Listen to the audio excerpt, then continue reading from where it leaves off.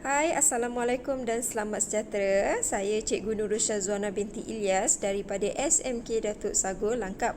Okey, hari ini kita akan belajar bab 7 fizik tingkatan 5 iaitu 7.2 kesan foto elektrik.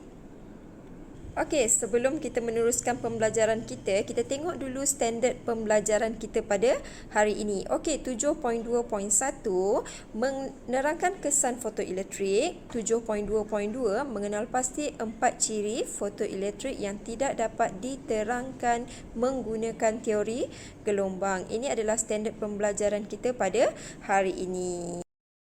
Baiklah, sekarang kita nak tengok kesan fotoelektrik. Okey, apa itu kesan fotoelektrik? Kesan fotoelektrik adalah fenomena yang berlaku apabila satu permukaan logam disinari oleh alur cahaya yang mempunyai frekuensi tertentu. Okey, dan apabila cahaya tu menyinari permukaan logam tu akan ada elektron yang akan terpancar keluar daripada permukaan logam. Itu adalah fenomena kesan fotoelektrik.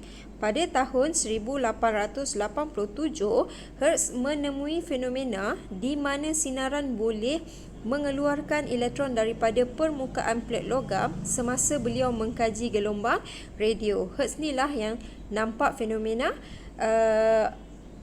kesan fotoelektrik. Okey, proses pengeluaran elektron dari satu logam oleh sinar elektromagnet ini disebut kesan fotoelektrik.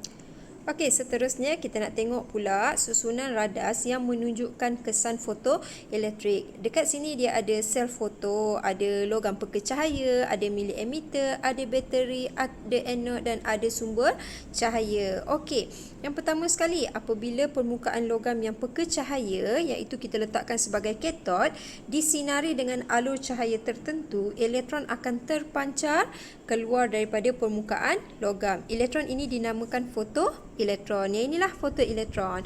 Okey, kemudian fotoelektron yang terpancar tu pula akan ditarik ke anod. Kerana apa? Kerana elektron tadi bercas negatif, anod bercas positif. Jadi dia akan ditarik ke anod. Okey, pergerakan fotoelektron daripada katod ke anod akan menghasilkan arus dalam litar dan milimeter akan menunjukkan nilai arus yang terhasil.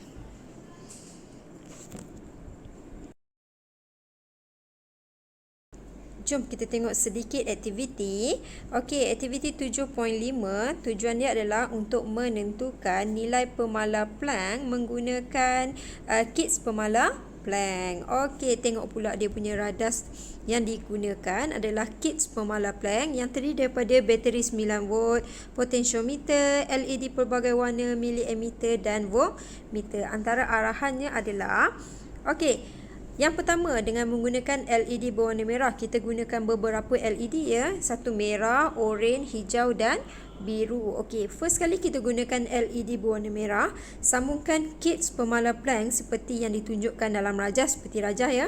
Okey, laraskan tombol pada potensiometer untuk mendapatkan nilai voltan 0.2 volt. Jadi apabila kita dah laraskan nilai voltan dia 0.2 volt dan milimeter akan memberikan bacaan dia lah. Okey, jadi bacaan milimeter dicatatkan dalam jadual. Okey, seterusnya ulang langkah 2 dengan menggantikan nilai voltan dia 0.4, 0.6, 0.8 hingga 3.0 volt. Okey, kemudian bila kita dah dapat semua nilai dia, kita lukiskan graf arus melawan voltan. Nanti cikgu tunjukkan daripada arus melawan voltan tu tadi, kita boleh tentukan voltan pengaktifan dia. Okey, ulang langkah 2 hingga 5 menggunakan LED warna orange, hijau dan biru. Okey, setelah kita dah dapatkan nilai bacaan, kita boleh plotkan graf I melawan V. Okey, daripada graf I melawan V yang seperti dalam gambar tu, okey, kita boleh dapatkan voltan pengaktifan melalui pintasan V ataupun paksi X. Okey, seperti dalam gambar itu adalah voltan pengaktifan. Sekarang kita nak tengok pula analisis data bagi aktiviti ini.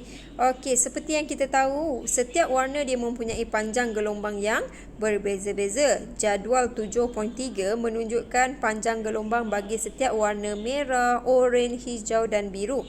Okey, voltan pengaktifan kita boleh perolehi daripada graf yang diplot I melawan V tadi pada paksi XO ataupun pintasan V. Okey, selepas itu kita kira pula untuk satu per lambda ni dan kita plot pula graf satu lagi graf, iaitu graf voltan pengaktifan melawan satu per lambda. Okey, jadi graf dia macam nilah. Okey.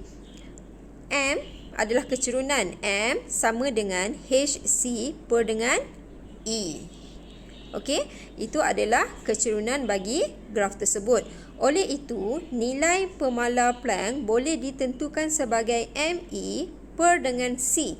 Yang H tu adalah nilai pemala Planck. Jadi kita ubah sesuai sikit formula tu, dia akan jadi nilai pemala Planck sebagai ME per dengan C, di mana M adalah kecerunan graf, E adalah cas satu elektron dan C adalah hal laju cahaya di dalam vakum. Seterusnya kita nak tengok ciri-ciri kesan fotoelektrik. Sebelum kita tengok hasil eksperimen, kita tengok dulu ciri-ciri kesan fotoelektrik daripada teori klasik. Okey, menurut teori klasik, kesan fotoelektrik seharusnya boleh berlaku pada sebarang frekuensi gelombang cahaya. Jadi yang pertama dia kata boleh berlaku pada sebarang frekuensi. Yang kedua dia kata, teori klasik kata cahaya yang terang mempunyai kandungan tenaga yang tinggi dan boleh mengeluarkan elektron dengan cepat.